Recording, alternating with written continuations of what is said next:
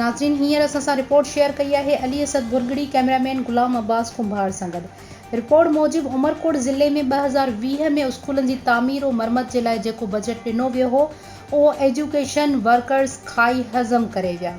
वधीक तफसील Umarkot press club सदर सैनियर सहाफ़ी रसूल बख्श रहीमदाणी वीडियो में ॿुधाईंदो। जी नाज़रीन एजुकेशन वर्क्स के ॾिसो था टेंडर निकिता हुआ 55 स्कीमूं 71 करोड़ खां मथे जी रक़म है मुख़्तलिफ़ वे में रिपेयरिंग के हवाले सां जैमें प्राइमरी स्कूलूं आहिनि, गर्ल्स स्कूलूं आहिनि, ऑफिसूं आहिनि, किन जा कम थोड़ा घणा हलनि पिया, बाक़ी कम सब बदल ही तव्हां लिस्ट ॾिसी सघो था।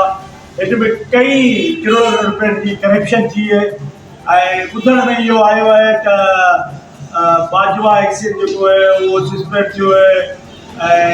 मोहम्मद अली भट्टी ॿिया जेके मोहतर थिया आहिनि किन जूं बदिलियूं थियूं आहिनि हेॾो वॾो गप थियो है।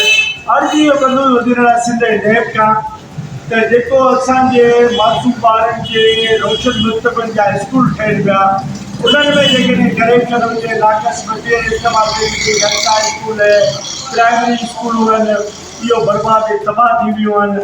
करोड़नि रुपए की करप्शन इन माण्हुनि कई है। ठेकेदारनि सां मिले छा नैब इन्हनि जे ख़िलाफ़ कार्रवाई कोन कंदी? असांजी स्कूल जो मुस्तक़बिल जो ही तव्हां ॾिसो ऐं हीअ तव्हां ॾिसो ही बिल्कुलु ही जेको टेंडर थिया आहिनि 71 करोड़ खां मथे। बाक़ी हाणे असांजी पाकिस्तान जिंदाबाद जे ख़िलाफ़ नैब सां ई कार्रवाई करो ख़बर पए।